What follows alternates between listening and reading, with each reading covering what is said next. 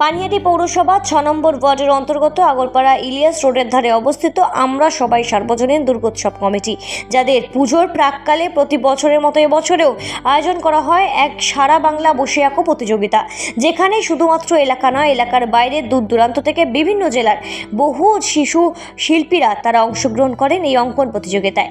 কারোর চোখে তাদের চোখে দেখা তিলোত্তমা বিষয় হিসেবে উঠে আসে এই দিনের এই প্রতিযোগিতার মধ্যে দিয়ে। এর পাশাপাশি নিজের চোখে দেখা উৎসব এবং সেইটাকে এবার তুলির টানে সাজিয়ে তোলেন প্রতিটি প্রতিযোগী।